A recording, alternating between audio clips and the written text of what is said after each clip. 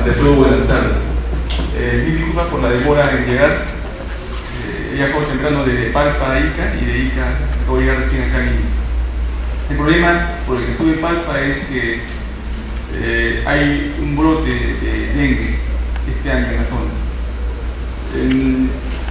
Palpa es una provincia de Ica muy pequeña, es agrícola y también hay minería informal, y en este momento 3 de sus distritos están en brote por dengue.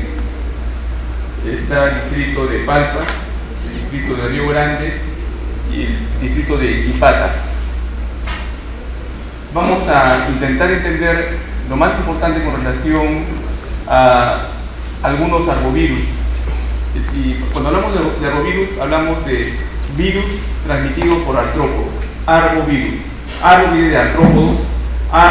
Artrópodo, bor, nacido, originado, ¿no? Virus originados por artrópodos. El díptero, el mosquito o zancudo involucrado en la mayoría de enfermedades de importancia en salud pública, se llama Aedes aegypti. Y básicamente, como ustedes van a ver, recordar, y podría ser parte de una pregunta de examen, el Aedes aegypti, sobre todo las hembras que son hematófagas, están involucradas al menos en 4 enfermedades arbovirales.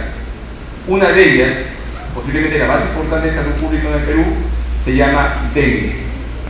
Las otras 3, una es histórica, me refiero a la fiebre amarilla urbana, vamos a ver después aspectos importantes de fiebre amarilla urbana. Ya no existe en el Perú fiebre amarilla urbana más o menos desde el año 1921. Fue el último brote de fiebre amarilla urbana oficialmente que se reportó en el norte del país, en un lugar llamado Tamarindo, en Piura. Y hay 2 enfermedades más, otra producida por un alfavirus, me refiero a la enfermedad conocida como fiebre chikungunya. Y la otra enfermedad que está de moda, y ya la alerta mundial pasó, pero las consecuencias van a seguir de ahora en adelante, se llama enfermedad por el virus de Zika, producido por el virus Zika o Zika virus. Entonces, las 4 enfermedades pueden ser transmitidas por el zancudo, mosquito, díptero, llamado Aedes aegypti.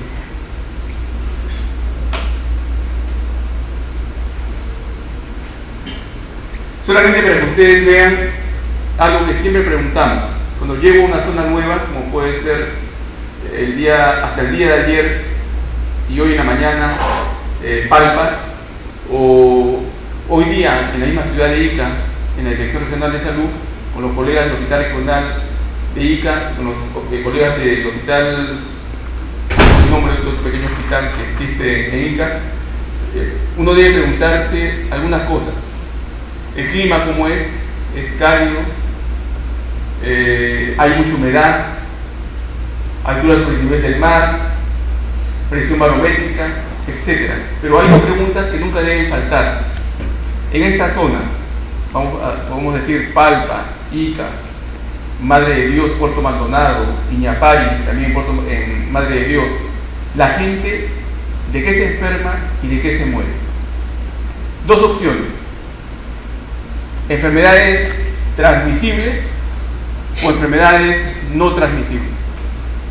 Ustedes acá, el colega que tiene cara de inteligente, casi digo inocente, respondan, ¿de qué se muere más la gente en Lima? ¿De transmisibles o no transmisibles? Para usted, ese es su concepto. Y a él me dice transmisibles. Alguien que diga lo contrario, levante la mano nada más, no hable. Excelente. Hay otro colega que dice que no. Para él son no transmisibles. En verdad, este slide lo dice en forma aproximada. Hace referencia a las 10 principales causas de muerte en el mundo. En el mundo, no hablo de Lima, no hablo de Ica, en el mundo. Solamente 13% de las causas de muerte en el mundo tienen relación con enfermedades infecciosas. Cada vez tenemos menos enfermos y menos muertos por enfermedades transmisibles infecciosas. Entonces, conforme ustedes avancen en la carrera, van a ver que hay enfermedades relacionadas a las llamadas no transmisibles, por ejemplo, estilos de vida. Ustedes comen sano, no son chatarreros, Ustedes hacen ejercicio todos los días. Se define como ejercicio a la actividad física de moderada a intensa, hecha por lo menos 30 minutos al día.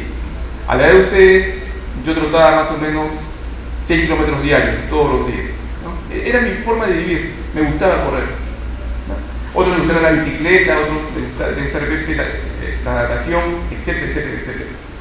Toman agua en cantidad suficiente, no comen azúcar, han bajado los carbohidratos de su dieta, duermen sus 8 horas diarias, no toman licor, no fuman, ¿no? Todos esos aspectos tienen mucho que ver con calidad de vida. Es mentira que ustedes van a vivir más por cumplir lo que yo ya les dije. Hace ya 3 años se demostró que la longevidad está determinada genéticamente. Si mi familia todos se mueren a los 60 años, yo también moriría a los 60 años. Si mi familia se muere todos a los 100 años, tal vez yo viva 100 años. Porque está determinado en mis genes cuánto voy a vivir. Cómo llegue yo a esa edad, ese es diferente. Ahí sí tiene que ver con estilos de vida. Puedo llegar a los 90 años corriendo, vital, consciente en todo, ¿no? Un astro en todo, no dependiendo de nadie, o puedo llegar a los 90 años en silla de ruedas, respirando las justas, con tubos por todos lados. Entonces, la calidad de vida sí depende de cómo me haya cuidado. Por lo tanto, la hipertensión, la diabetes mellitus, producen muchos más muertos en el Perú que las enfermedades transmisibles. Y sus consecuencias, en mi promoción, tengo muchos colegas médicos que son hipertensos, que ya son nefrópatas, están en hemodiálisis y otros ya son trasplantados. Siendo médicos, nunca se les puso el chip de prevención en su vida para evitar el daño que ya es irreversible en este momento. Igual con los diabéticos. Tengo también colegas de promoción que están amputados, ¿no? Que están ciegos por la diabetes, pero pudieron haber hecho mucho si querían hacerlo, pero muchos les falta fuerza de voluntad. ¿Por qué pongo este slide? Para que ustedes vean que en nuestro medio asistimos a la llamada transición post-epidemiológica. ¿Qué quiere decir? Cada vez vemos muertes no asociadas a infecciones, muertes por cáncer, muertes por enfermedades debidas a la edad, degenerativas, por diabetes, por hipertensión, pero todavía para nuestro medio siguen siendo importantes las enfermedades transmisibles. Como el hecho que el día lunes tuve que viajar de emergencia, a las 2 de la tarde me dijeron viajan ustedes de inmediato al ICA y se van. A las 10 de la noche estábamos con mi mochila ya listo para embarcarme, ¿no? Y ir a ICA y volver hoy día. ¿Por qué motivos las enfermedades transmisibles disminuyeron? ¿Por qué tenemos menos enfermedades transmisibles en este momento? Entonces, a través de las últimas décadas hemos tenido muchos avances que tienen que ver con una mejor salud. Y en este momento existe un concepto, el concepto llamado una salud. No podemos alejar de nuestras mentes o separar. Una parte va a ser salud humana, otra parte va a ser salud animal y otra parte va a ser agricultura. Es una salud, porque todos dependemos de todo. Si acá falla algo, todo falla, todo el sistema falla. Y esto es bastante cierto en lo que venimos a tener como un problema mundial de salud pública, que es la resistencia antimicrobiana.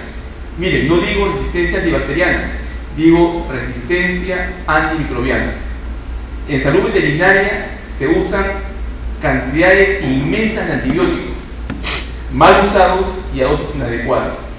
Consecuencia para el ser humano, vamos a tener bacterias de los animales hacia nosotros, pero que ya vienen resistentes. Y en agricultura también se usan toneladas de antimicrobianos para mejorar la producción agrícola, que al final vamos a ingerirlos con los alimentos. Y también son causa de la resistencia antimicrobiana. Pero ¿qué favoreció para que la gente viviera más tiempo y tuviera menos enfermedades transmisibles? Favoreció justamente, ¿no?, mejores estilos de vida, mejores viviendas, mejor alimentación, la aparición de antimicrobianos en general, higiene, sobre todo inmunizaciones, agua segura, alimentos seguros, entre una serie de aspectos que la modernidad nos pudo dar. Aquí en este slide pongo algunos determinantes. ¿Por qué las cosas están ocurriendo en este momento? No vivimos solos. Ustedes, lamentablemente, por ahora están viviendo un tipo de educación demasiado orientada al asistencialismo, a ver enfermos. No nos están enseñando a prevenir muchas enfermedades. Un ejemplo cercano, hace cerca de 2 semanas se acercó donde trabajo, al Instituto Nacional de Salud, una mujer embarazada de 4 meses, esposa de un militar, se le veía llorosa, venía acompañada de otro militar que era creo su hermano, estaba muy molesto, estaba irritable, y yo trabajo en esa área, si no me llamaron porque el médico del área no estaba presente. Tenía que darle su resultado para saber si estaba infectada con el virus Zika. Ella estuvo en Iquitos 1 mes y medio y cuando volvió con síntomas similares al dengue. Vamos a ver ahorita qué es dengue. Entonces llamó a su familia en Iquitos y dijeron, sí, acá todos están enfermos, mamá ha tenido Zika, Juan Zika, hasta todos tenían Zika. Ella leyó un poco y encontró que el virus Zika se relaciona a algunas malformaciones congénitas en niños que adquieren infección intraútero, sobre todo microcefalia. Nadie quiere traer un hijo al mundo que tenga algún tipo de defecto. Si lo trae y viene así, bueno, toda madre lo va a aceptar porque es su hijo, lo va a criar y va a hacer todo lo posible para que tenga la mejor vida posible. Pero si pudiera evitarlo, lo evitaría. Hace más de 1 año, el grupo al cual pertenezco está intentando dar sugerencias que lamentablemente no encuentran eco en el Ministerio de Salud. ¿Qué sugerimos? Sugerimos que las personas que vivan en áreas endémicas donde haya Aedes aegypti y hay certeza de transmisión del virus Zika, no se embaracen por lo menos en los próximos 2 años. Yo lo veo fácil, no veo nada jalado de los pelos ni nada difícil que una mujer en edad reproductiva no se embarace por 2 años. Pueden hacerlo, es barato. Más costoso será el intentar atender una serie de niños que nazcan con malformaciones o adultos, ¿no?, que de repente quieren cortar el embarazo. Como hemos tenido muchas mujeres embarazadas diciendo, doctor, no se preocupe, yo tengo 40 años, este va a ser mi primer hijo y yo soy liberal en ese sentido. Yo digo, señora, ¿cómo liberal? Yo no estoy dispuesta a traer un hijo enfermo a este mundo. Yo voy a abortar. Y se van. Entonces, miren, determinantes que son importantes. ¿Dónde vivo? ¿Dónde estoy? ¿Viajo o no viajo? Pobreza, inequidades, guerra, ecosistemas cambiantes, ola de calor como este momento, desbordes, etcétera, etcétera, etcétera. Estos determinantes justamente han hecho que ya existiendo un zancudo transmisor en Ica, hay gente que se desplaza a la selva por diversas razones, viene infectada, encuentra que en el lugar donde vive no hay agua y todos han juntado bidones de agua donde las larvas de Aedes aegypti se están criando, se están reproduciendo por miles, salen, los pican, esos zancudos se infectan y empiezan a transmitir la infección a todas las personas que viven cerca.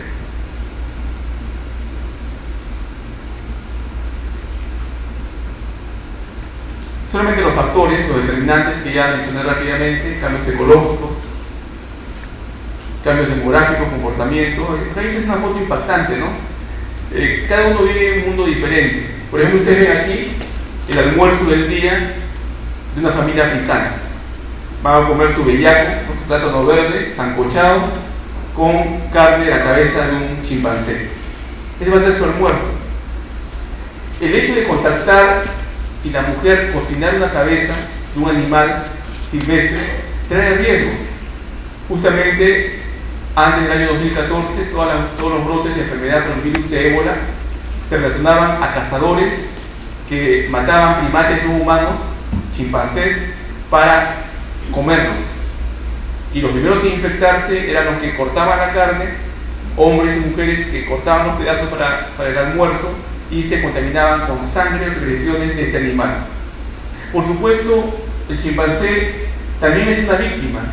Ellos no son reservorios de estos filovirus, del virus ébola. Ellos también son víctimas. Se sospecha todavía, aún no hay certeza con el virus ébola, que los reservorios verdaderos son quirópteros, son murciélagos. Donde ya se demostró que el reservorio es un murciélago o el quiróptero es en otro filovirus, en el virus llamado Marburg. El virus Marburg sí se sabe que los murciélagos son reservorios. En el virus ébola aún no sabemos, se sospecha grandemente. Y aquí arriba ven ustedes niños en una comunidad altoandina del Perú que también tienen su propio modo de vida. Hace mucho frío, están todos quemaditos, chapositos, y muchos de estos niños, tener piojos en el cuerpo es parte de su vida. Desde que tienen uso de razón, se rascan el cuerpecito, ven animalitos que caminan por su cuerpo, para ellos es normal. Tener pedículos humanos, variedad vestimentis, también llamada corporis, y no pasa nada, hasta que esos piojitos empiezan a infectarse con una riqueza llamada Rickettsia polvacea, que produce el llamado tifus epidémico o tifus exantemático. Nos pasó hace muchos años que viajamos a una comunidad altoandina de Cusco, Quispicanchis, y decirle al hermano de un fallecido que su hermano había fallecido por una enfermedad transmitida por el piojo causó furia en el hermano. Nos dijo: ustedes son unos mentirosos. Nos quedamos sorprendidos. No sabíamos contactarnos con él. Bueno, vino otro de la zona, un médico cusqueño, empezó a hablar en quechua y nos empezó a traducir. Decía que él no admite que su hermano haya muerto porque tenía piojos en el cuerpo. Porque desde que él tiene uso de razón, él también tiene piojos en el cuerpo, nunca se ha enfermado, nunca se ha muerto. Por lo tanto, lo que le decíamos era para ellos una gran mentira. Entonces, para cada lugar, para cada contexto, la salud puede llevarse de diversas maneras. Hace unos meses también acudimos a un brote de rabia silvestre. Empezó con la muerte de un militar, un soldado, era un sargento, en Oxapampa. Y no nos hubiéramos enterado si es que no lo transfieren desde la base Alto Comaina en Oxapampa, en helicóptero, hasta el Hospital Militar Central. Y en Oxapampa el diagnóstico era posiblemente leptospirosis. Lo lleva al Hospital Militar Central y estaba encefalopático. Te ponen encefalitis viral. Cuando nos avisan, investigamos, vemos, y el área de Oxapampa es un área endémica de rabia silvestre. El soldado murió, pero nadie se atrevió a hacerle la necropsia, así que hubo todo un tipo de trámite para que la Morgue Central de Lima, con el fiscal, autorice la necropsia y se confirmó que ese soldado murió por encefalitis rabia. Había sido mordido un mes antes en su chacra, cerca de Oxapampa, Villarrica, perdón, y nunca había notificado que había sido mordido. ¿Por qué? Porque en esa zona, ser mordido por murciélagos es lo común. Nadie se muere, nadie se enferma hasta que las colonias de murciélagos, hematófagos o vampiros se infectan por rabia. Y ahí recién empieza a morir el ganado, las vacas y el ser humano, por supuesto. Al día siguiente de su muerte murió su hermano. A la semana murió su tío. Cuando uno va a la comunidad y les pregunta de qué murieron, ellos dicen lo siguiente: han muerto por brujería. Entonces, muchas muertes donde sí podemos identificar de repente al agente etiológico, para la gente de esa comunidad acaba siendo brujería. Este contexto que les estoy dando antes de entrar al tema de dengue es importante, porque para cada lugar, vuelvo a repetir, el enfoque va a ser diferente. Viajes aéreos: hoy día estoy en el Caribe, en horas estoy en Lima, o sea, en 24 horas en Japón, en Tailandia. Entonces, las enfermedades con el ser humano viajan. Puedo llevar una enfermedad transmisible a un país o traerla del país a mi país. Y hay un contexto que no voy a explayarme.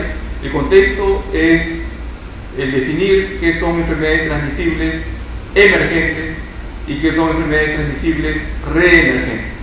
Para ser conciso, las emergentes son enfermedades nuevas o de reciente aparición, y las reemergentes hacen referencia a enfermedades transmisibles que ya estaban controladas, estaban casi eliminadas, pero que de pronto aparecen para convertirse en problemas de salud pública.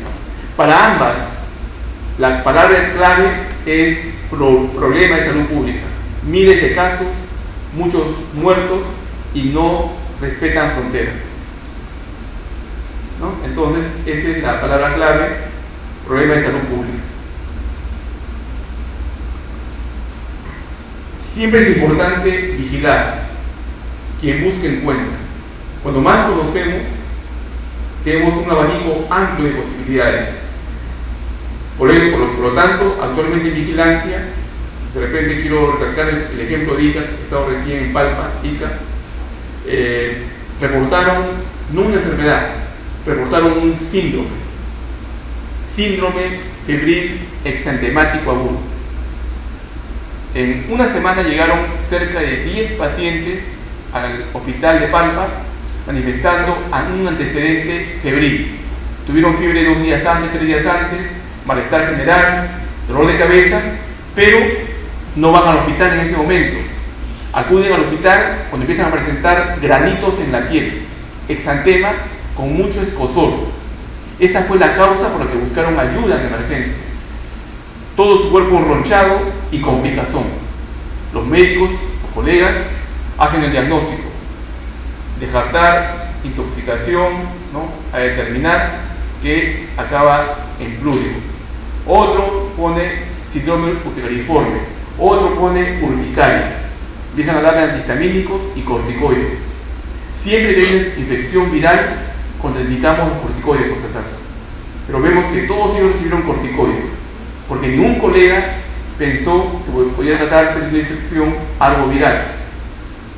Felizmente ellos informan cada semana a la región, todos sus casos. La región ve la curva y ve que hay un pico de una enfermedad dermatológica, investiga más, ve algunas fichas, manda una brigada a investigar casa por casa y encontró lo que no estaba escrito en las fichas, que tuvieron antecedentes febril.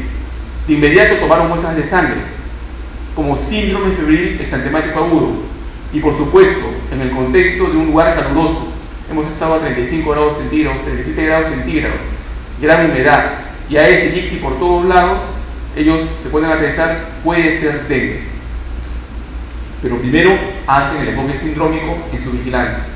Al instante, esas muestras pasan a la entidad que va a hacer el diagnóstico etiológico.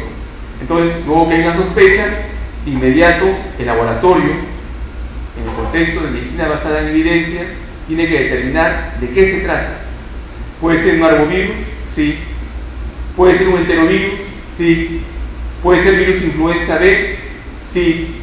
Entonces, hay una serie de posibilidades que pueden debutar con fiebre y exantema. Puede ser rubiola, puede ser sarampión.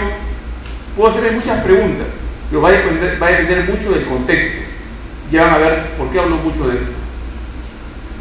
Otra forma de aclarar esto es, en una vida normal, yo paro todo el día fuera de mi casa. Salgo a las 6 de la mañana, 6 y cuarto, vuelvo a las 10, 11 de la noche todos los días. Soy casado, confío en mi mujer, en mi esposa, me despido. Hasta que alguien me dice, te he visto entrar al Nero Tristeza esta mañana a tu casa. Y yo digo, no puede ser, ¿qué tiene que hacer el Nero Tristeza en mi casa? ¿No? Ya puso la espinita, ¿no? Ya está la sospecha que algo está pasando. Al día siguiente me despido, camino 2 cuadras, me escondo y luego regreso para observar. Y efectivamente a las 6:30 veo que el Nero Tristeza entra a mi casa. Entonces comprobé que algo pasaba en mi casa. Entonces es algo parecido. Vigilo y luego demuestro. Algunos microorganismos también se usan para el mal. Las llamadas guerras microbiológicas, en el llamado bioterrorismo. Y algo así pasó hace algunos años cuando volaron las Torres Gemelas en Estados Unidos, cuando empezaron a llegar sobres con esporas de esta bacteria llamada Anthrax, esporas manipuladas genéticamente para medir menos de 5 micras. Cualquier partícula que mida menos de 5 micras, al inhalarlas, van directamente a los alvéolos y provocan justamente un problema inflamatorio a nivel alveolar, broncoalveolar, sobre todo a nivel de mediastino, que debe ser tratado de inmediato, o si no, la muerte va a ocurrir de forma irremediable en 72 horas. Miren, el conocimiento de bacterias para hacer el mal y matar masivamente a personas. Una lista larga de ese tipo de enfermedades que en su momento fueron nuevas infecciones nunca antes conocidas. De repente el ejemplo más cercano, más fácil de identificar, es el ejemplo del virus de inmunodeficiencia humana, ¿no?, que apareció hacia los 80 y le empezaron a llamar de diversos nombres: la peste rosa, ¿no?, la enfermedad de la 3H, enfermedad de la 4H, ¿no?, porque ocurría en aquel tiempo, decíamos, homosexuales, hemofílicos, haitianos y consumidores de heroína. La pregunta es, ya en los 80, ya para estos años, año 83, esta infección era una pandemia, pero recién la habíamos identificado. Para nosotros era nueva, pero estaba en todos los países del mundo. Estaba en gente de diferente edad, algunos por supuesto con mayor riesgo para adquirir infecciones de transmisión sexual. Por modelos matemáticos se sabe que una vez que este virus mutante mutó del mono y pasó al ser humano, y luego empezó a pasar de ser humano a ser humano, generalmente por sexo, esta mutación ocurrió más o menos hacia el año 1900. 83 años después, recién nos dimos cuenta que existía.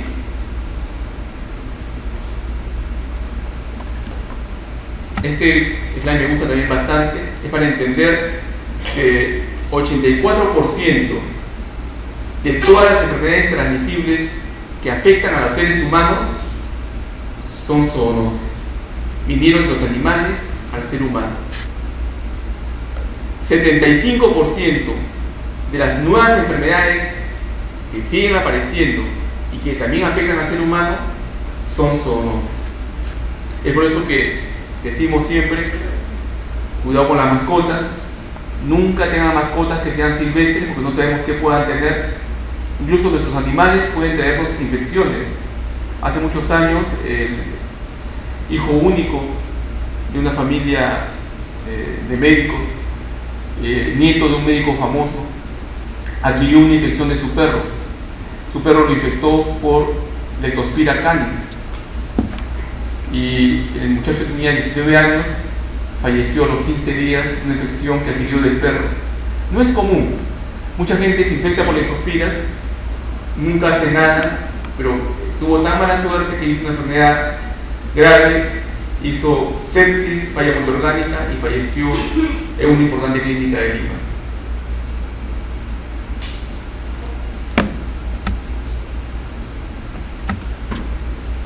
Existen enfermedades que se han prácticamente eliminado, pero que otra vez están volviendo con fuerza. Por ejemplo, ya mencioné a la leptospirosis, dengue grave, el cólera. Les han contado seguramente, ustedes son muy jóvenes, que en el año 1991 apareció el cólera por primera vez en el Perú y en el mundo se le conoció como el cólera peruano. Era denigrante que si tú querías viajar fuera del país tenías que llevar un certificado donde dijera que habían hecho tu cultivo y que eras negativo a la presencia del virus cólera. Tenías que ir a un lugar, bajarte la truza, agacharte, te pongan tu hisopo, tomen una muestra de la ampolla rectal, lo cultivaban, volvías a los 3 días, te daban tu certificado. Si no, no podías viajar. A ese extremo se llegó en aquel tiempo. Pero el cólera aún así se designó por todos los países dentro de esa novena pandemia. Y acá ponemos, por ejemplo, ejemplos de enfermedades que hemos vencido. Entre ellas, la infección por el virus polio, la poliomielitis. Pregunta histórica: ¿en qué país del mundo se detectó el último caso, perdón, en qué país de las Américas, no del mundo, de las Américas se detectó el último caso de poliomielitis? Dígalo fuerte. Yo recuerdo. Ya, perfecto. Perú. ¿En qué departamento? En Pasco. Cerca. No, comunidad de Pichanaki. Ya, Junín. ¿En qué provincia? Chanchamayo. ¿En qué distrito? Pichanaki. Pichanaki. ¿Cómo se llamó el niño? Fermín Tenorio. ¿Cómo se llamó el enfermero que reportó el caso? Joaquín Delgado. ¿Cómo se llamó el médico pediatra que investigó el caso? Roger Zapata. O sea, lo que yo les digo es histórico. El último caso de poliomielitis en las Américas. En ese momento hay 3 países del mundo que reportan polio salvaje, poliomielitis. Uno es africano y 2 son de la zona oriental, ¿no? Como Afganistán y Pakistán, países que están en guerra, en conflictos. Y en África, Nigeria, que también está por ahí. Nigeria también tiene conflictos. Nigeria estuvo 3 años sin polio, 3 años. Ya estábamos alegres, pero el año pasado, para diciembre, otra vez Nigeria empezó a reportar casos de poliomielitis. Entonces, otra vez son 3 países que siguen reportando poliomielitis. Pero el Perú reportó el último caso en las Américas el 23 de agosto de 1991. Y yo lo sé porque soy infectólogo y porque es histórico. ¿Cuándo ocurrió el último caso de sarampión en el Perú? Ocurrió en el año 2000, distrito de Ventanilla, Callao. Ese fue el último caso de sarampión autóctono en el Perú. El año pasado, en 2016, tuvimos también sarampión, pero sarampión importado que se transmitió en el Perú entre extranjeros.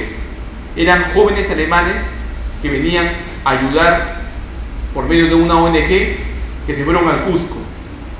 Uno de ellos llegó con sarampión, infectó a sus amigos también alemanes. Luego uno de ellos vino a Lima, infectó a sus amigos también alemanes. Una infección entre extranjeros en suelo peruano. Increíble. Las coberturas de vacunación en Europa han bajado terriblemente. Muchos jóvenes europeos no están protegidos contra enfermedades infecciosas. Deberían estar, pero no lo están. Rubiola. ¿Cuándo ocurrió el último caso de rubiola en el Perú? Año 2006. El año 2007 el Perú no volvió a reportar más rubiola hasta este momento. Miren, son casi 10 años sin rubiola en el Perú. Y todo este triunfo, todo este éxito que hemos tenido se hizo gracias a inmunizaciones masivas. Ahí está justamente Fermín Tenorio, ¿no? El último caso de poliomielitis en las Américas. Pero Chile nos ganó. Miren, Chile reportó su último caso de poliomielitis el año 1975, mucho antes que nosotros. El Perú lo tenemos mapeado, sabemos qué enfermedades circulan en cada ámbito, sabemos los factores de riesgo. Cada región, cada dirección regional de salud sabe qué es lo que tiene que hacer y en qué tiene que invertir el dinero que le llega para salud pública. Y gran parte de ese trabajo debe ser compartido con los gobiernos locales y, por supuesto, con el sector de educación. Cuando yo era niño, tenía creo 4 años, un poquito más de repente, ya sabía cuál era la causa de la malaria en el Perú.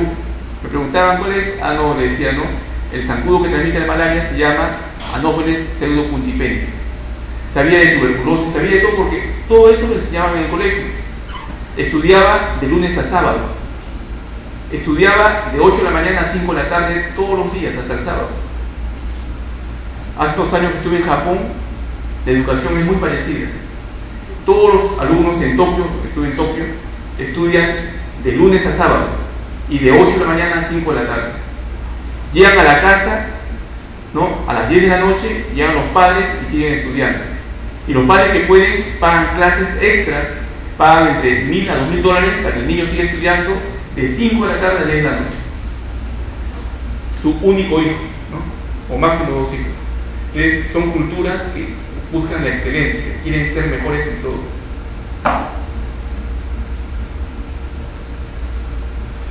Ahora sí empezamos con una imagen, ¿no?, que puede ser impactante. Ustedes la han visto seguramente en los hospitales. Para quien habla, siento que hemos retrocedido cerca de 25 años en salud, sobre todo cuando voy a periferia, cuando voy a lugares alejados. No es el caso de Ica. Hablo del norte del país, cuando he estado en La Libertad, en Piura, en Madre de Dios, en San Martín. Voy a periferia y me deprimo.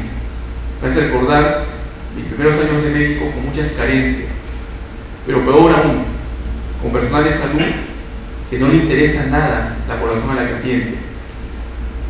Cumplen su horario y se van. No le interesa lo que pasa, lo que pueden, no le interesa nada. Han perdido toda la pasión que tiene uno para cambiar las cosas.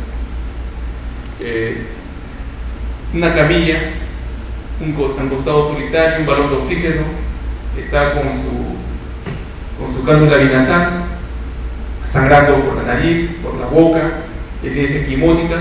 Esta es una foto tomada en Cuba, en La Habana.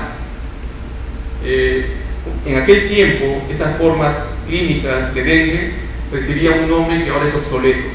Le decían dengue hemorrágico. Ese término no existe más. Ya no existe el nombre dengue hemorrágico. Ya pasó a la historia. Este slide solamente para que ustedes recuerden lo que ya les dije al comienzo, ¿no?, cuando les comenté con relación a qué significan arbovirus. Después lo levantamos, pero no sé si me da la cruz.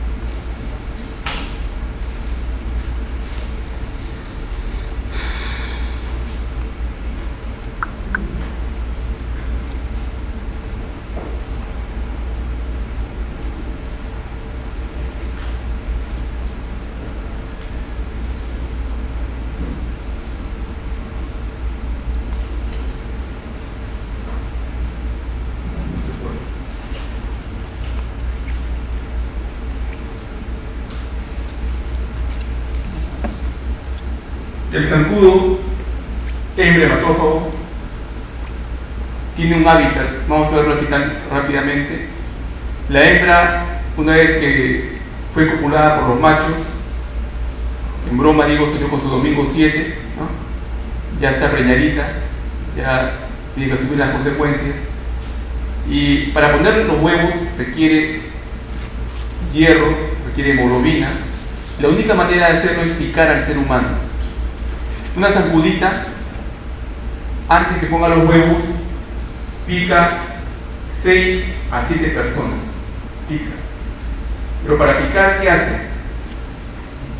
Penetra su trompetilla, la penetra, su probóscide, luego vomita, regurgita saliva, y ya todo vacío succiona sangre. Luego sigue volando, pica otro, hace lo mismo, vomita, regurgita, chupa sangre. Se queda bien gordita. Luego pone los huevos los pone en floreros, en recipientes que tengan agua, y pone los huevos en la pared del recipiente. Digamos, la parte oscura, negra en este caso, es agua, pone los huevos al borde, pegado a la pared. Una hembra pone entre 100 a 200 huevos, pero nunca los pone todos juntos. Aquí pone 4 huevitos, otro recipiente más grande pone 10 huevitos, en un cilindro grande pone 20 huevitos. En su selección natural, esta capacidad de repartir los huevos en muchas canastas hace posible que esta especie sobreviva en el tiempo. De repente ese recipiente es destruido, se queda seco y todas las larvas mueren, pero este sí va a quedar y va a seguir con el ciclo acuático del zancudo. Basta que esta zancudita tome sangre de una persona infectada para que dentro de ella el virus se amplifique por miles. Una vez que el virus amplifique su tubo digestivo, cada vez que pique va a regurgitar saliva con virus hasta el día de su muerte. Esa zancudita puede vivir 4, 6 semanas o un poquito más. Y durante todo lo que le queda de vida va a ser infectante, va a infectar a otros seres humanos. Incluso sus huevos, según investigaciones, se sabe que 1% de sus huevos tienen el virus dentro. O sea, va a haber progenies que aún sin infectarse un ser humano, ya el zancudito que salga ya tiene el virus dentro del cuerpo para transmitirlo al ser humano.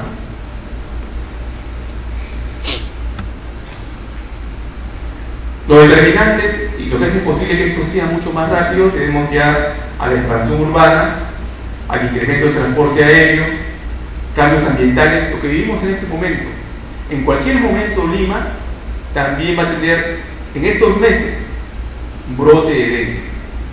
Lima, de millones de habitantes, todos los días llega gente de Iquitos, de San Martín, de Madre de Dios, de Tumbes, de Piura, de La Libertad, a lugares donde están infectados por el zancudo Aedes aegypti. Por mi trabajo, yo trabajo frente al Hospital de Bariátrica. Ahí queda la sede central del Instituto Nacional de Salud. Todas las casas de los costados, todas tienen Aedes aegypti, según sus floreros. Yo vivo en Surco, cerca de la Universidad Ricardo Palma. Por todos lados, las casas han reportado presencia de Aedes aegypti. En Lima Norte, Lima Este, las casas están infestadas por Aedes aegypti. Basta que la gente se descuide. Ahora, ¿qué pasa? ¿Tienen ustedes agua en sus casas? Hay poquita agua. Todos estamos juntando agua. No tenemos el chip de ser precavidos y tapar el agua, la dejamos abierta por el apuro. Viene la zancudita, pone el huevo y empieza a incrementarse la densidad de zancudos Aedes aegypti. Llegan una familia de hijitos de Ucayali, ¿no?, de Pucallpa, llegan infectados y de pronto vamos a ver casos de dengue, fiebre chikungunya y enfermedad por el virus de Zika, por todos lados. Y tendremos que sugerir a las limeñas, que son millones, que por favor no se embaracen en los próximos 2 años, para reducir el riesgo de microcefalia u otros daños neurológicos en el no nato.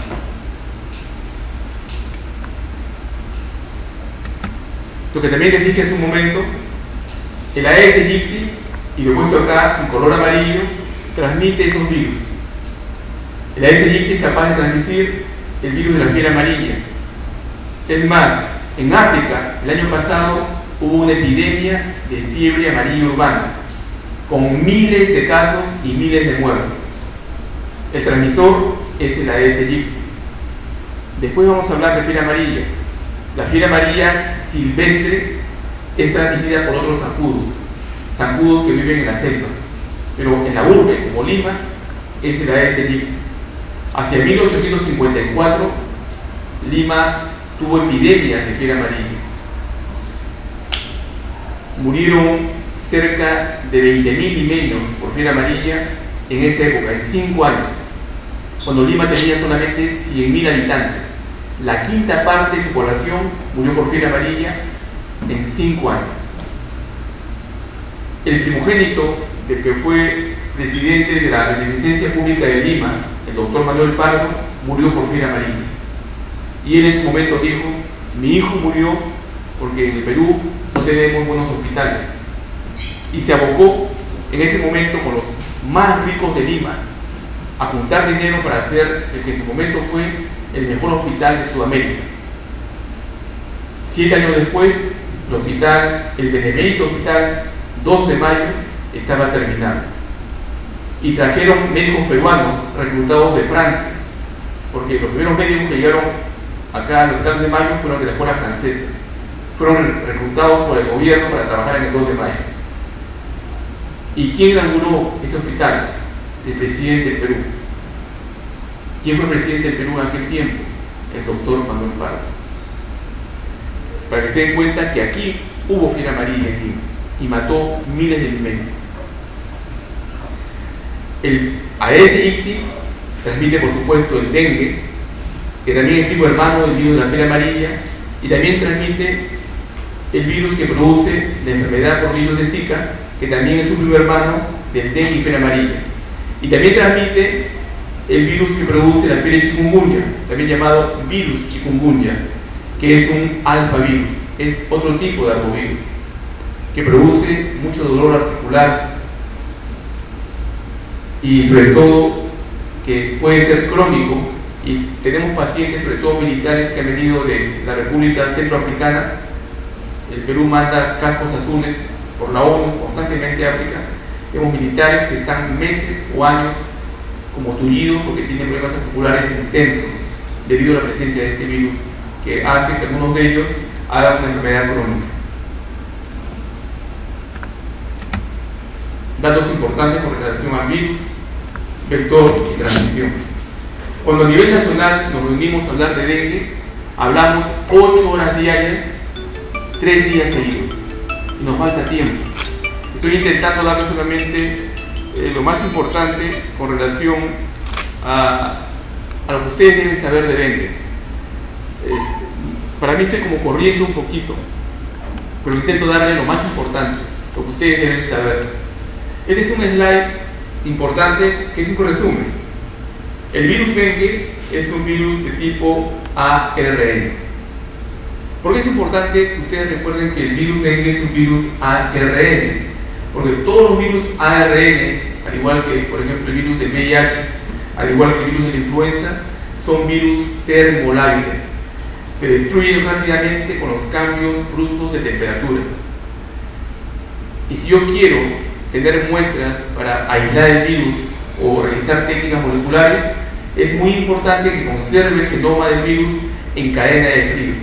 Tomo la muestra y si no puedo manejarla de inmediato en el laboratorio, tengo que transportarla en cadena de frío. Entre 2 a 8 grados centígrados, la muestra me dura 48 horas. Si quiero manejarla mucho después, tengo que tenerla en los 20 grados centígrados o incluso en los 80 grados centígrados. Disculpe un ratito, estoy llamando de la zona de Palpa, un ratito por favor. Sí, hola, buenos días. Buenas tardes, Carmencita, ¿cómo estás? Sí, Carmencita. No, estoy aquí en Lima. Sí, ya acabo de comer. Sí, cuando te vi en la de parte de la hora. No, la que está ahorita en Palpa es la licenciada Yadira Valderrama. Sí. Carmencita, ya, un abrazo. Ya, mil disculpas. ¿Qué más es importante de este slide? Que también viene la pregunta que se hacen en la residencial. El virus dengue tiene 4 serotipos. Este es muy importante. Hay dengue 1, hay dengue 2, hay dengue 3 y hay dengue 4. Pero, ¿qué pasa con los serotipos? Que cada uno de ellos se comporta como un virus diferente. ¿A qué me refiero? Que teóricamente un ser humano puede infectarse en su vida 4 veces por el virus dengue. Una vez por el dengue 1, otra por el 2, otra por el 3, otra por el 4. Teóricamente puede infectarse y teóricamente puede enfermarse con la infección por estos serotipos del virus dengue, del 1 al 4. ¿Cuál es el serotipo más virulento? Recuerden que en microbiología usamos 3 términos: el término infecciosidad, el término patogenicidad y el término virulencia, que son muy parecidos. ¿Qué es infecciosidad? Es la capacidad de un microorganismo de entrar dentro de mi cuerpo y de reproducirse dentro de mí. Si este microorganismo se reproduce dentro de mí, es infeccioso, es infecciosidad, independientemente que produzca o no produzca enfermedad. ¿Qué es patogenicidad? Muy parecido. Es la capacidad de un microorganismo de ingresar dentro de mí, reproducirse dentro de mí y producir enfermedad. Eso es patogenicidad. ¿Y qué es virulencia? Muy parecido también. Capacidad de un microorganismo de ingresar dentro del cuerpo del ser humano, reproducirse dentro de él y producir enfermedad grave. Esa es virulencia, grave.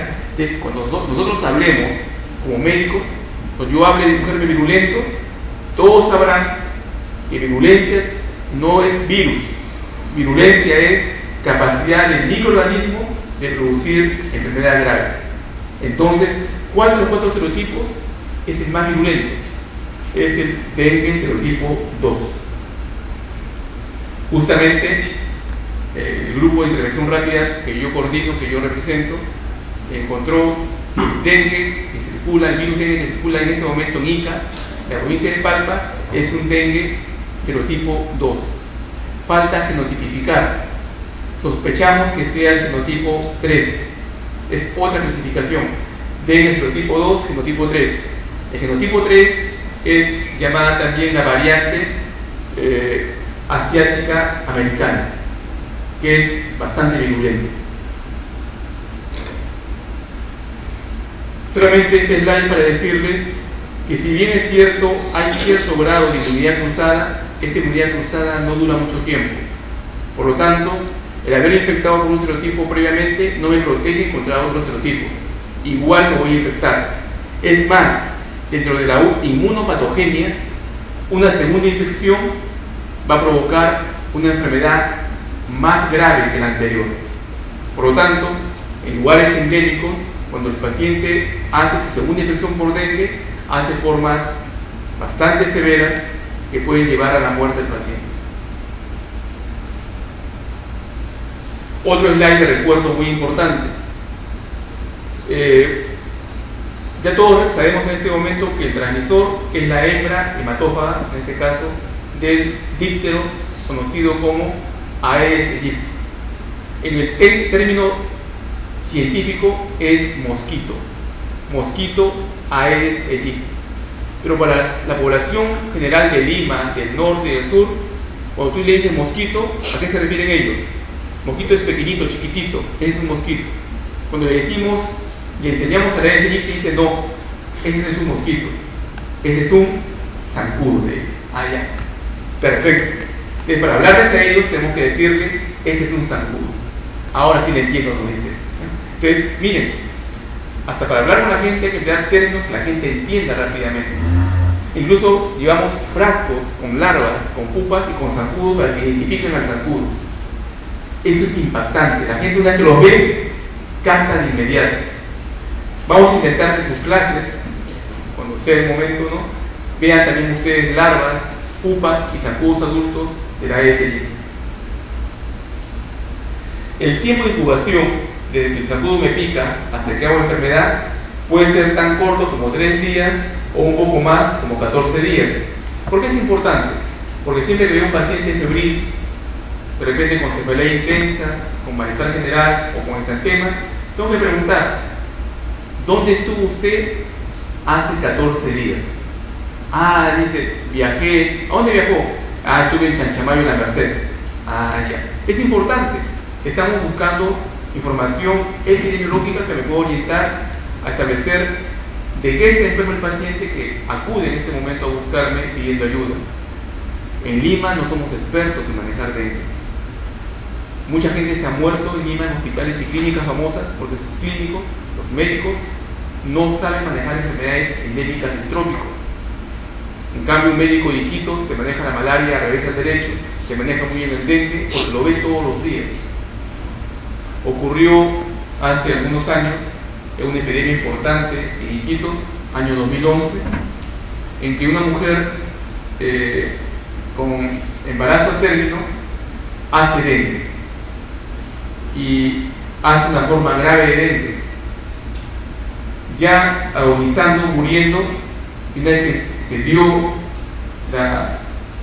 médicamente la muerte de la mujer, al instante se abrió el abdomen y se extrajo al producto. El niño también nació con dengue congénito. El niño es una forma grave de dengue. Todos los que estaban presentes, no estaba yo como otro grupo de infectólogos, mucho más jóvenes que fueron a ese viaje, dijeron, se miraron las caras y dijeron, hay que transferirlo al niño. Y entonces un pediatra que estaba ahí le digo, doctor, disculpe, le dice, yo asumo que los mejores infectólogos, los que dominan dengue, están acá presentes. En Lima Si usted me dice que en Lima hay un neonatólogo, un pediatra neonatólogo que domine dengue, que se vaya a Lima. Pero si va a ir a un lugar donde el neonatólogo no sabe qué es dengue, que se quede aquí y yo lo voy a tratar. Y lo hizo. O sea, miren, su razonamiento era perfecto. ¿Por qué voy a mandar a un lugar donde no saben manejar dengue? Donde nadie está preparado para manejarlo. Entonces, él sí estaba acostumbrado a manejar dengue, manejó al niño, un recién nacido con dengue, que estuvo en estado crítico muchos días, y con su residente y su interno se dedicó 24 horas a monitorizar el manejo de este niño, sobre todo con balance hídrico constante. Al sexto día el niño salió de alta y hasta ahora está vivo, pero hubo dedicación. Ese médico se hizo famoso, por supuesto, en todo Iquitos, ¿no? Por su dedicación. Me adelanto un poquito. En el mundo, las muertes por dengue grave no sobrepasan el 10%. Las muertes por dengue grave no sobrepasan el 10%, y esto es una enormidad. Debería morirse máximo el 1%. ¿Saben cuántos se mueren en el Perú? De casos con dengue grave, entre el 30% al 65% de los casos de dengue grave en el Perú se mueren. No deberían morirse. Entonces, al final falla el sistema, sobre todo está fallando el profesional médico que no sabe manejar o que no se alinea al manejo de dengue. Otra vez tenemos ahí a la actriz, ¿no? A la vedette, a ese Gypsy, ya está bien gordita, ha tenido que tomar sangre porque salió con su domingo 7, pero ¿no? Tiene que asumir su maternidad y poner huevos. Esa foto es una foto muy antigua, tiene más o menos 20 años, la tomé en Sullana, en el distrito de Bellavista, en una vivienda donde todos estaban enfermos con dengue. Encontramos decenas de larvas de ese Gypsy en ese platillo que recoge el agua de la maceta, y encontramos cientos de larvas de ese Gypsy dentro de este cántaro de agua usada para tomar, con 38 grados centígrados, ¿no? Tomar esa agua fresquecita, ¿no? Heladita, es riquísima, pero como para abierta todo el tiempo, se convirtió en un excelente criadero de Aedes aegypti. Otra vez la actriz, ¿no? Aedes aegypti ya satisfecha con la cantidad de sangre, lista para poner sus huevos. En el pasado, la forma grave de dengue se conocía como dengue hemorrágico. Por siempre que había esas formas graves de dengue, ocurrían, como ahora mismo, en un contexto de países infestados por el zancudo Aedes aegypti. Este es un cuadro más o menos actual de lo que pasa en el Perú. En el Perú tenemos, en la forma del triángulo verde, todos los departamentos infestados por Aedes aegypti. Miren ustedes, toda la costa peruana. Ica se infestó, entre comillas, no sabemos cuándo, pero el año 2015 se dieron que Ica está infestada por Aedes aegypti. Posiblemente lo estaba por años, pero nadie se dio cuenta. Y el año pasado Ica tuvo su primera epidemia de dengue en un pueblo muy cercano a la ciudad. Y este año Ica tiene su segundo brote de epidemia de dengue en la ciudad de Palpa, en la provincia de Palpa. Pero miren qué más. El año pasado también se encontró la costa de Arequipa, Camaná, infestada por Aedes aegypti. Aparentemente se ha investigado la costa de Moquegua y Tacna y no ha encontrado evidencia de infestación aérea. Pero ¿qué pasa? El año pasado Chile ha encontrado localidades de Arica infestadas con Aedes aegypti. Entonces posiblemente sí existan infestaciones en algunas localidades de Moquegua y Tacna, pero no las encontramos todavía. Chile ya está infestada y está preparada para asumir en cualquier momento una epidemia de dengue. Bueno, toda la selva central infestada y con brotes autóctonos de dengue, igual toda la selva oriental. En este caso, Loreto, Ucayali y Madre de Dios. La curva histórica, el año 2015 es el año donde se reportó la mayor cantidad de casos de dengue dengue grave y muertes. Y aquí tenemos un cuadro comparativo entre el año 2015 y el año 2016, con menos casos, ¿no? Miren la curva que se reportó, y sobre todo afectó más a los departamentos del norte del país. Los departamentos, como ustedes pueden ver, de Piura y La Libertad ocupan los primeros casos en reporte de casos de dengue, dengue grave y muertes por dengue. En Piura la letalidad por dengue llegó a 55%. Por dengue grave me refiero. Tenemos aquí incluso el mapeo de los serotipos del virus dengue, el que predomina en el Perú en los últimos años, 2015-2016, es el dengue serotipo 2. Levante la mano, ¿quién ha tenido dengue de ustedes? ¿Nadie? Creo que nadie tuvo dengue, ¿no? ¿Han visto dengue en video, aunque sea? ¿Lo ven Discovery Channel? Parásitos asesinos. No, ahora por internet tenemos una serie de evidencias de enfermedades, ¿no? También hay cosas de diversión, ¿no? De repente le gusta ver Marco Polo, no sé. Se ve de todo en internet.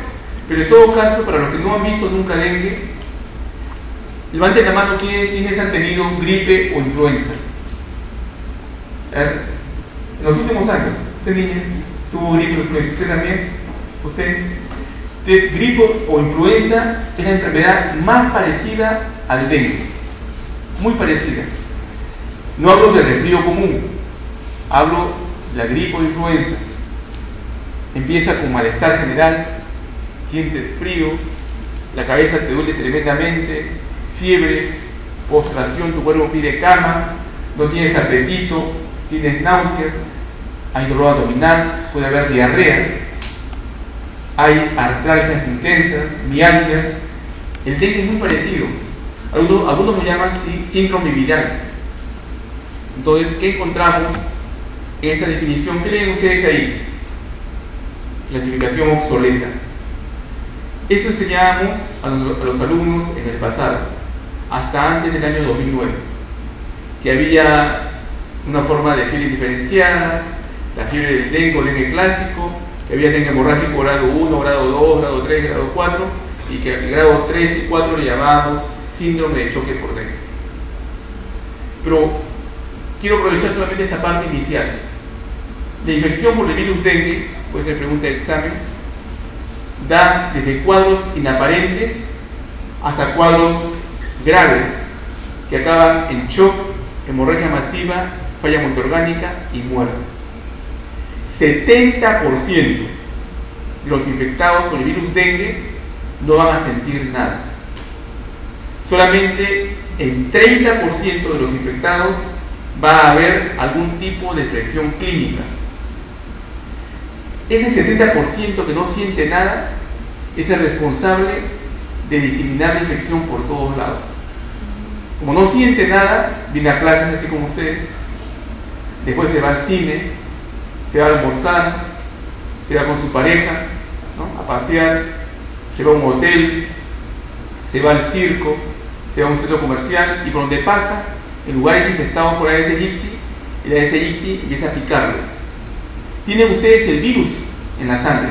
La epidemia en dengue dura hasta 7 días, pero como no sienten nada, el virus toma la sangre, el zancudo toma la sangre y amplifica el virus para picar a otros. Solamente 30% van a enfermar, 70% no van a tener enfermedad.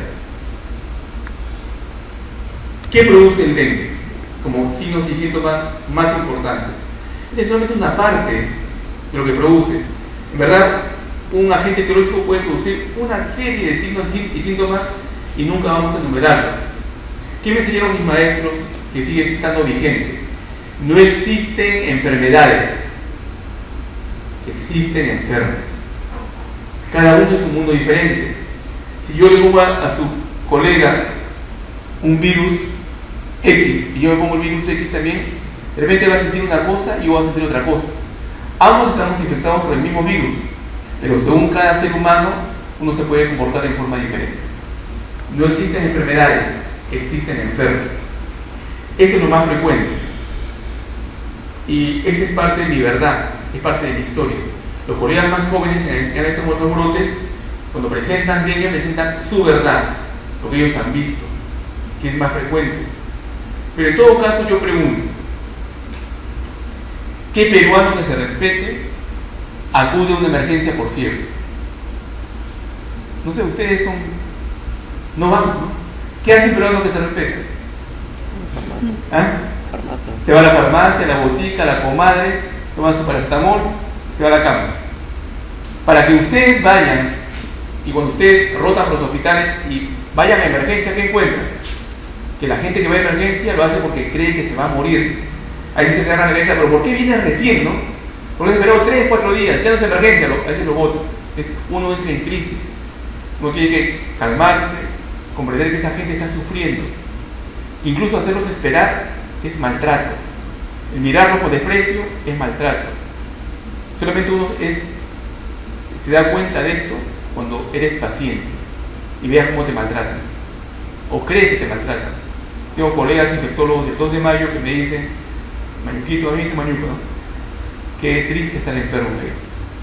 He ido al seguro, a pesar que soy médico, cómo me maltratan. Me dejan tirado a un costado, no me dan los medicamentos a la hora tal como están administrados. O sea, es un caos.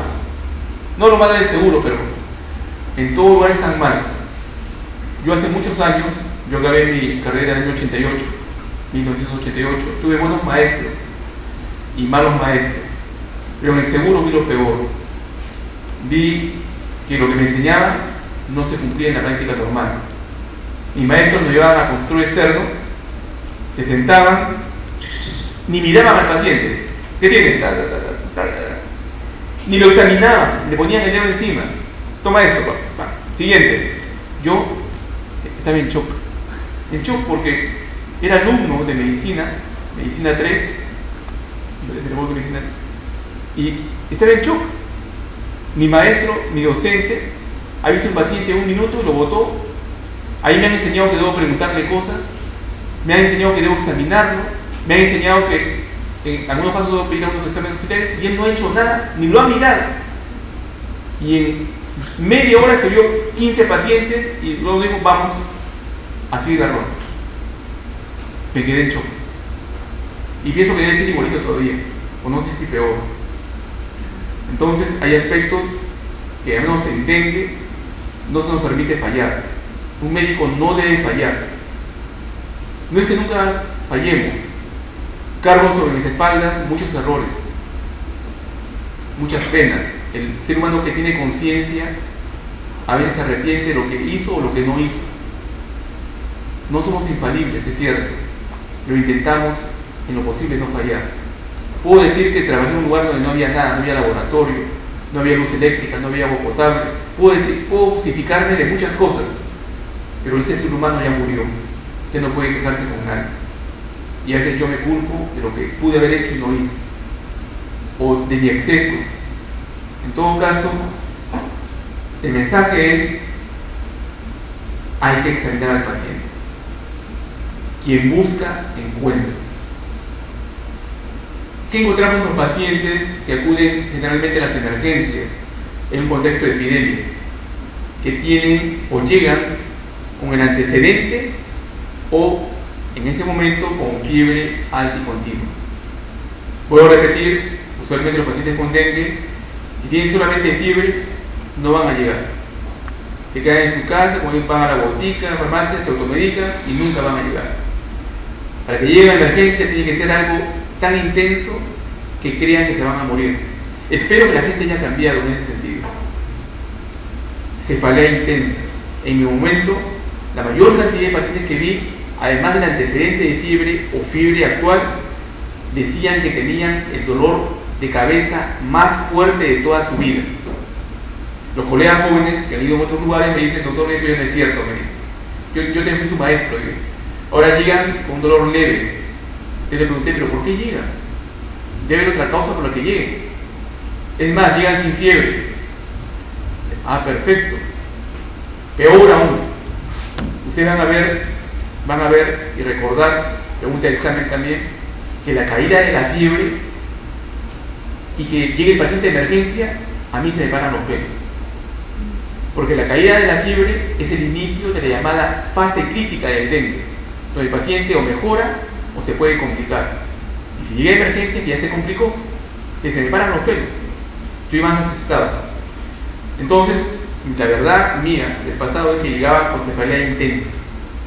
Van a ver las fotos con una posición antálgica, dolor retroocular, dolor detrás de los ojos, dolor intenso, incluso en algunos pacientes acompañados de fotofobia. La luz les molestaba tremendamente. Mialgias, artralgias, en el Caribe, la zona caribeña, le dicen a esa enfermedad la fiebre rompehuesos. No es un término nuestro, peruano. Acá usamos otros términos. Decimos, estoy con el cuerpo cortado, ¿no? Estoy con dolor, ¿no?, generalizado.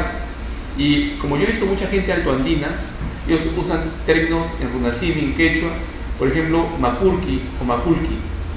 ¿Alguien escuchó ese término? Estoy macolcado, estoy macolcado. Yo lo he escuchado muchas veces en mis pacientes en Oxapampa, en Villarrica. Y digo, ¿pero qué es eso? Me dice, me duele todo el cuerpo. Me dice, doctor, ¿usted juega fútbol? Sí, yo antes jugaba fútbol. ¿Usted ha jugado alguna vez 4 o 5 horas seguidas? Sí. Pero muchos de los jóvenes acá, a veces cuando estamos con todas las hormonas y las ganas, jugamos horas y horas en nuestro partido de fútbol, ¿no? Y al día siguiente, ¿qué pasa? Parecemos Robocop, ¿no? No tenemos así, todo como escaldado, caminado, porque nos duele todito, hasta el cuello, el brazo, el hombro, los muslos, todo nos duele. Una vez llegué hacia el hospital, de haber jugado 5 horas mi partido el día anterior, y entré así, bueno, y me vio el portero, doctor, corra, ahí está el baño, me dice. Pensó que estaba con diarrea, que tal que me aguantaba y quería el baño.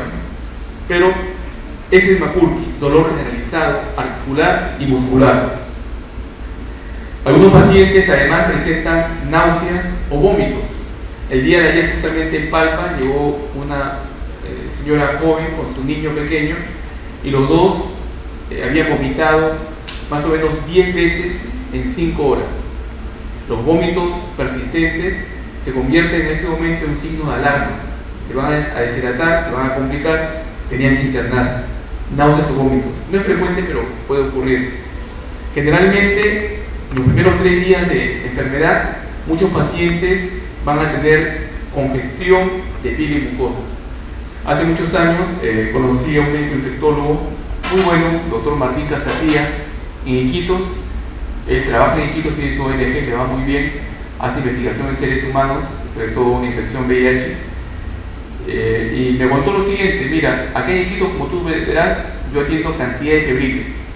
Cuando viene un febril pálido, de inmediato pienso en malaria. Y casi no me equivoco, porque malaria es una enfermedad que produce destrucción de glóbulos rojos y llegan pálidos, anémicos. Pero cuando veo un febril de color rojo, congestivo, pienso de inmediato en dengue. Y estábamos hablando en ese momento de una epidemia de dengue en Iquitos. Entonces, no está en los libros, pero lo pongo porque casi siempre que veo pacientes con dengue en los primeros días, encontramos congestión de piel y mucosas. Mucho más lo he visto esto en fiebre amarilla. Erupción cutánea, que en este brote de Palpa fue lo más llamativo. Los pacientes que fueron reportados, todos tuvieron, entre comillas, alergia, todos tuvieron urticaria. En verdad, la erupción cutánea ocurre más o menos en el 50% de pacientes con dengue, o sea, no ocurre en todos. Puede haber diarrea o dolor abdominal. En algunos brotes, sobre todo en Iquitos y en Ucayali, la mayor parte de pacientes que acudieron a emergencia acudieron por diarrea. Y la diarrea fue producida por la infección por el virus dengue. Puede haber sangrado, también es cierto, sangrado, ¿no?, petequias, etc. Miren esta foto. Aunque ahora tengo fotos más bonitas, porque en Palpa, como lo que primó fueron manifestaciones dermatológicas, las fotos son hermosas. Del muslo, del brazo, del rostro, del cuello, ¿no?, con exantema. Esta foto es antigua. Miren el exantema papular, eritematoso, en todo el cuerpo. Este exantema es un exantema temprano. En algunos pacientes con dengue ocurre entre el primer y segundo día, además de la fiebre, este exantema que no pica. Este exantema no pica. Se parece mucho al que yo veía cuando veía casos con rubiola. Dura 1 o 2 días y luego desaparece. Pero en otros casos, la siguiente, en otros casos hay un exantema tardío que ocurre más o menos al 5º o 6º día de infección. Son lesiones inicialmente como petequiales, confluentes y que producen mucho prurito, mucho rascado y luego descama como se veía en el pasado del sarampión. Ese es el niño que les decía, un niño en Bellavista, en Sullana, que llega a la emergencia del hospital y viene su posición antálgica. Era su 2º día de fiebre, cefalea intensa, la madre estaba muy preocupada y para los ojos de la madre decía que su hijo estaba rojo como un camarón. Él es morochito, ¿no? Pero estaba para la madre completamente rojo.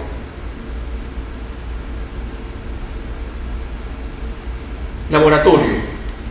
Hablo en el hospital, en el centro de salud. En verdad, cada vez estiramos a hacer menos exámenes. ¿Por qué? Porque el diagnóstico de dengue es esencialmente clínico. No debo esperar ningún examen para actuar. Y lo que pasa hasta ahora, incluso ahora en ICA, es que muchos colegas piden exámenes antes de tomar la decisión de poner en la historia clínica descartar dengue.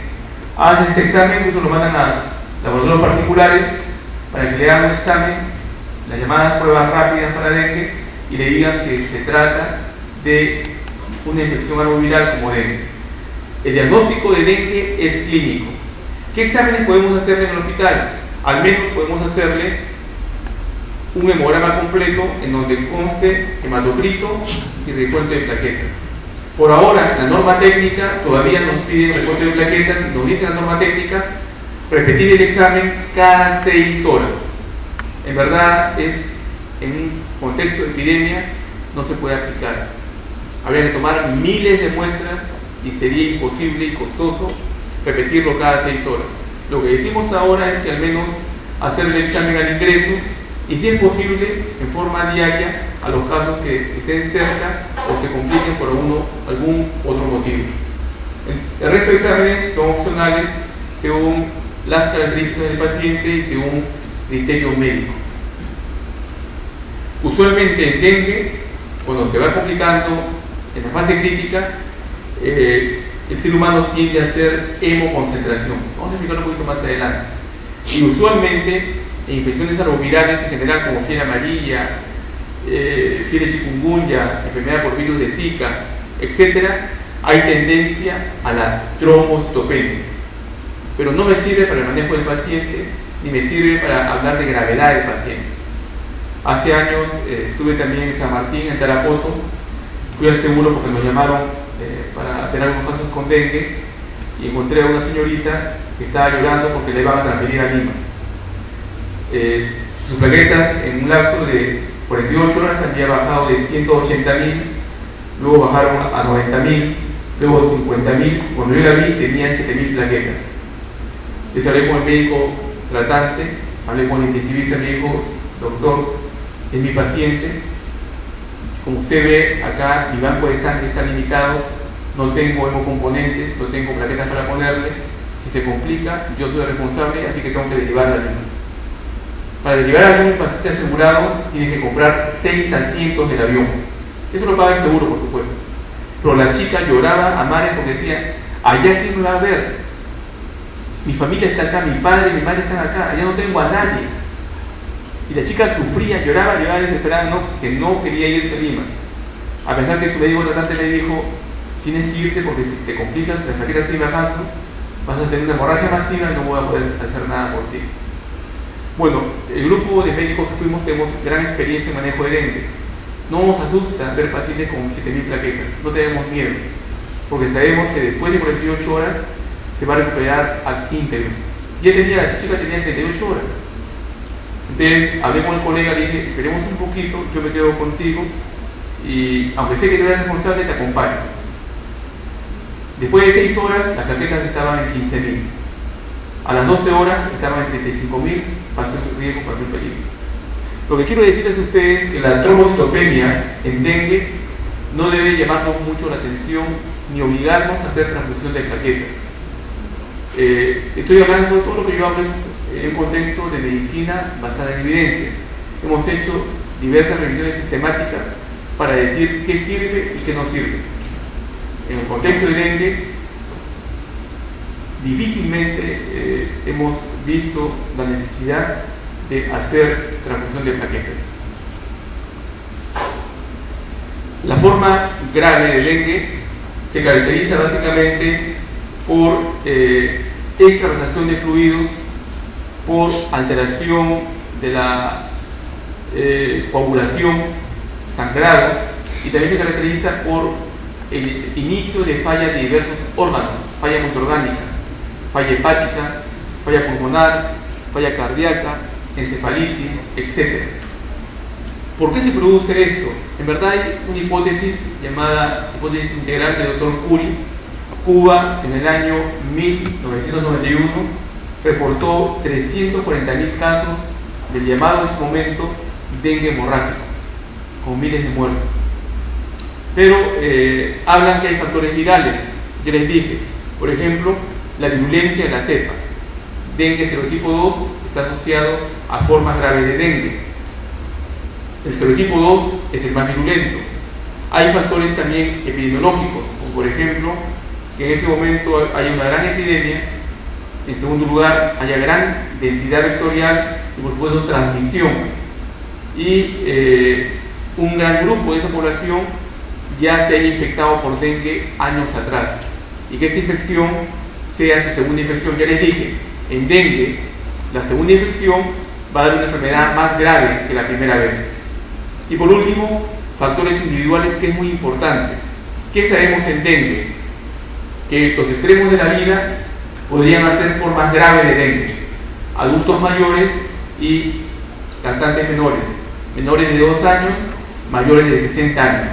Pueden hacer formas graves, complicarse y morir. Sexo. Las mujeres más que los hombres. Las mujeres tienen menor cantidad de agua corporal. Estado nutricional. Los niños bien alimentados hacen formas más graves que los niños desnutridos, por algún motivo. Enfermedad crónica preexistente, diabéticos, hipertensos, pacientes que tienen enfermedades oncológicas, degenerativas, asmáticos, pueden hacer formas graves y morir por dengue. Y por supuesto, la presencia de anticuerpos contra el dengue, sobre todo IgG, lo cual es evidencia de una infección o de infecciones previas por el virus dengue.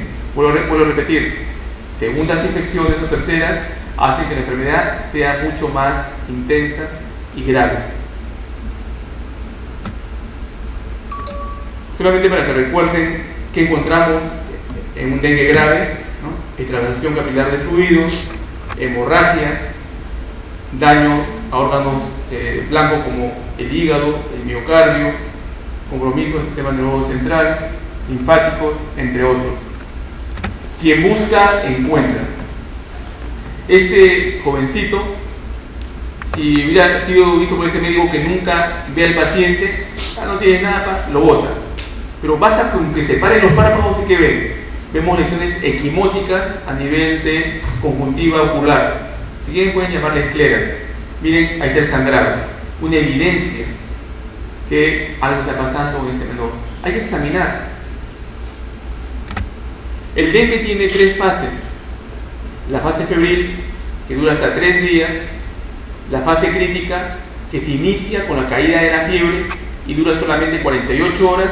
Y después de eso, el paciente pasa a la fase de recuperación, en su mayoría, y algunos pocos pasarán al dengue grave y podrían morir. Aquí tenemos un esquema interesante donde vemos la fase febril del dengue, que dura 3 días más o menos, la fase crítica, que empieza con la caída de la fiebre, y después de 48 horas el paciente empieza su fase de convalescencia o recuperación. Para el diagnóstico de dengue, en verdad utilizamos varias técnicas. Una de ellas, de repente, en estos primeros días, entre el día 1 hasta el día 5, incluyendo hasta el día 7, los primeros días uno puede usar técnicas moleculares, por ejemplo el RT-PCR, diagnóstico molecular, donde encontramos el genoma del virus en cualquier muestra tomada, puede ser una biopsia o puede ser el suero. Entonces, en muestras agudas que tienen en general máximo 5 días, puedo hacer técnicas moleculares para el diagnóstico y en cuestión de horas tengo la respuesta con el virus, digo el virus dengue, y tengo la respuesta incluso con el serotipo 2. Con esas mismas muestras agudas y generalmente menores de 5 días, también puedo hacer aislamiento viral. Agarro la muestra del paciente y la pongo en un cultivo celular, por ejemplo células de mosquito, o la puedo inyectar en cerebros de ratón lactante. Son técnicas que ya se están dejando de lado justamente por el grupo de defensa de los animales, o se han usado por muchos años. Con esas técnicas cultivo el virus y lo aíslo. Entonces son técnicas virológicas para hacer el diagnóstico, son técnicas mucho más largas. También en estos primeros 5 días hay otra técnica que se puede emplear usando el método de ELISA. Es la captación del antígeno N de niño, NS1. Son técnicas rápidas, baratas, en donde puedo encontrar el diagnóstico confirmatorio en los primeros 5 días de enfermedad. Pasando los 5 días de enfermedad, en verdad ya no tengo el virus presente, solamente tengo la respuesta del ser humano que ya en ese momento empezó a producir anticuerpos de tipo IgM. Entonces uso técnicas serológicas, entre ellas el ELISA de captura IgM para virus dengue. Entonces, si me llega un paciente que tiene más de 5 días, ya no haré las técnicas moleculares, no haré cultivos, no haré búsqueda de antígeno NS1, de frente buscaré anticuerpos IgM y también anticuerpos de tipo IgG. Ya en ese momento incluso puedo pedir, después de 2 semanas, una segunda muestra para ver el incremento de los anticuerpos. Importante, la caída de la fiebre da pie a una fase llamada fase crítica. En la fase crítica cae la fiebre y el paciente mejora y acabó todo, o el paciente puede comenzar a presentar las llamadas señales de alarma. Se está complicando, que si no las manejo a tiempo, avanza hacia dengue grave. Entonces, si el paciente mejora, ¿no?, después de la efervescencia, diré que tuvo dengue sin señales de alarma. Si el paciente comienza a presentar señales de alarma, que vamos a ver después cuáles son, diré que el paciente tiene dengue con señales de alarma. Solamente es para recordar que la caída de la fiebre es el paso entre la enfermedad inicial, la fase febril del dengue, a la fase crítica del dengue. Esta fase crítica dura pocos días, en promedio 48 horas, para luego pasar a la fase de recuperación. Entonces, la caída de la fiebre o de efervescencia es el inicio de la fase crítica, donde el paciente puede complicarse, pero generalmente la mayoría se va para la mejoría. Muy parecido también, fase inicial 3 días, cursos clínicos, hay mejoría clínica con la efervescencia, curso clínico con la efervescencia, pueden aparecer señales de alarma y se va complicando, sería el dengue con señales de alarma, y algunos van a ser el dengue grave que puede llevar a la muerte. ¿Cuáles son las señales de alarma? Tuve cefalea, malestar, dolor de cuerpo, 3 días mal, de pronto siento que me siento mejor, ya no tengo fiebre, pero empiezo a presentar dolor abdominal intenso, que me lleva a emergencia. No soporto el dolor.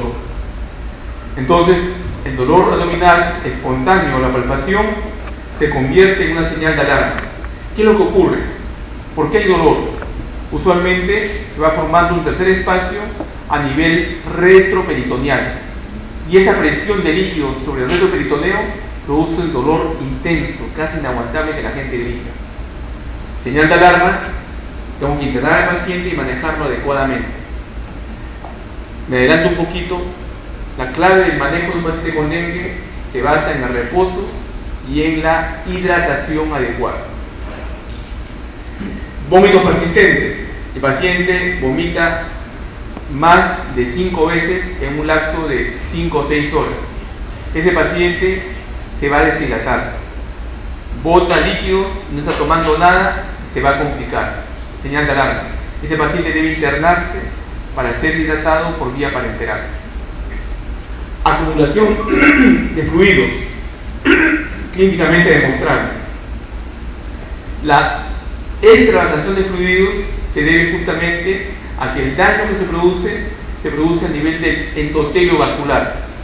El endotelio vascular no se destruye, el endotelio vascular se altera, se dilata y permite el escape de plasma a un tercer espacio. Generalmente puede ir la cavidad abdominal dando ascitis. Puede haber también derrame pleural, puede haber derrame pericárdico, puede haber edema generalizado, puede haber edema de párpados. Lo que yo he visto más en niños en el norte del país es edema de escroto. Si son varoncitos es fácil. Lo voy a evaluar, le saco el pañal y ¡oh, maravilla! Encuentro el escroto del bebé totalmente dematizado. Eso me dice que hay una señal de alarma. Este bebé está acumulando fluidos y debe internarse, ¿no?, para hacer un manejo adecuado del medio interno. Cualquier sangrado de mucosas es señal de alarma. Podría provocar en cualquier momento un sangrado masivo que requiera también un manejo intrahospitalario. Letargia o irritabilidad. Cualquier alteración del sensorio me debe hacer pensar posiblemente en daño encefálico. Ese paciente se interna o se interna. Hepatomegalia, el crecimiento en 2 centímetros del hígado, también me está indicando que este paciente se está complicando y tiene que internarse. En el laboratorio, el incremento del hematocrito asociado a una rápida caída de plaquetas también se convierte en una señal de alarma. ¿Por qué? Ya. Gracias por avisarme. Yo soy muy demorón cuando... ¿Cuánto me falta? ¿Qué hora es? Ya, voy a intentar. Entonces, son las señales de alarma. Y estas señales, estos datos deben publicarse en todas partes del hospital para que los médicos y enfermeras, entre comillas, plagien, copien y no se equivoquen. Hemos encontrado muchas muertes y viene el fiscal y nos hace 2 preguntas. ¿El diagnóstico fue correcto?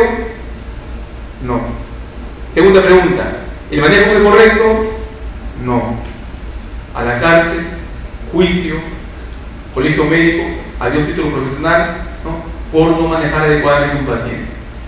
De esto que yo les cuento, todo está escrito. Hay normas técnicas que el médico debe cumplir.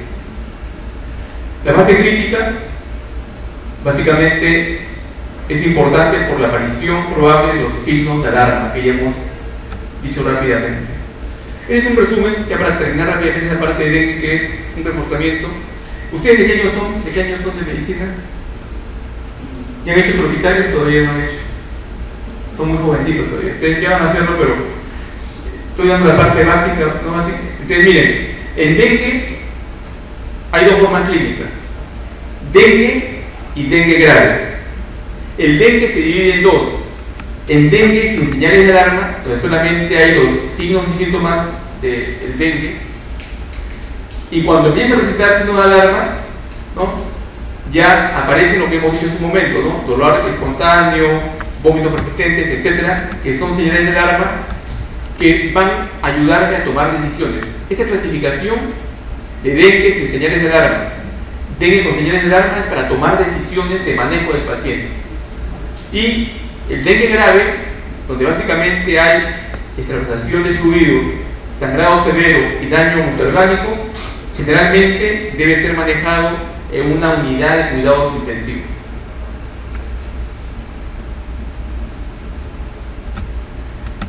Al final el clínico va a preguntarse si lo que estoy viendo es dengue, en qué fase del dengue se encuentra el paciente que estoy evaluando. Además, a los que no tienen nada de signo de alarma, preguntaré otras cosas más. ¿Tiene alguna condición coexistente? ¿Está embarazada? ¿Es hipertenso? ¿Es diabético? Porque si no tiene señales de alarma y es diabético, hipertenso o asmático, igual se interna, porque podría complicarse. Si es mujer embarazada, se interna incluso a un nivel superior. Entonces, si algo pasa o se complica, deberían atenderla mejor a esta mujer. Otras veces ocurre que el paciente vive lejos. Si se complica, él no va a volver. Se puede complicar y se puede morir. Se queda internado. O de repente el paciente vive solo. Si le pasa algo en su casa, como está solo, no va a poder venir. Y lo va a encontrar al día siguiente muerto en su casa. Se interna. O a veces la familia no entiende. Le explico todo, le pregunto y no me entendió. También se interna porque no me entiende.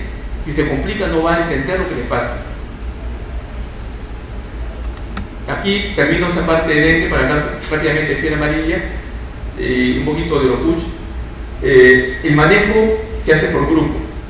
El grupo A básicamente va a ser un manejo ambulatorio, pero siempre el manejo se hace después de 6 horas de observación del paciente, en donde también debo educar.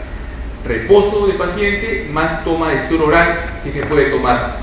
El grupo B se interna, algunos recibirán hidratación parenteral, otros recibirán observación e hidratación oral, son los que tienen problemas sociales o problemas coexistentes. Y el grupo C se interna en una unidad de cuidados intensivos. Entonces, aquí me quedo un poquito en los manejos, ya veremos en su momento. Acá están, miren, los huevos de la S. aegypti, las larvas, las pupas. La pupa, como la mariposa, eclosiona y sale el zancudito adulto. Como pican los zancudos a muchas personas antes de poner sus huevos, algunos criaderos. La realidad en Lima, ¿no? Zonas que guardan agua porque no llega agua potable, y esos baldes, esos cilindros son criaderos. Miren, está tapado, pero tiene huevos por todos lados. La zancudita entra, pone sus huevos. Y si cementerios, la orden es en Lima y en todas partes que no usen agua en el cementerio. La gente terca sigue llevando floreros al cementerio, haciendo criaderos de S. aegypti por todos lados. Ahora sí, fiebre amarilla rapidito, vamos a intentar. Así, yo sé que falta poco tiempo, pero hay una fiebre amarilla, como mucho fiebre de los puch. Disculpen que haya demorado en llegar, que a veces hable tanto. ¿Verdad? Hay tanto para hablar, tanto para decir. Pero no voy a dejar de darles una clase que no fue planificada. En verdad le hago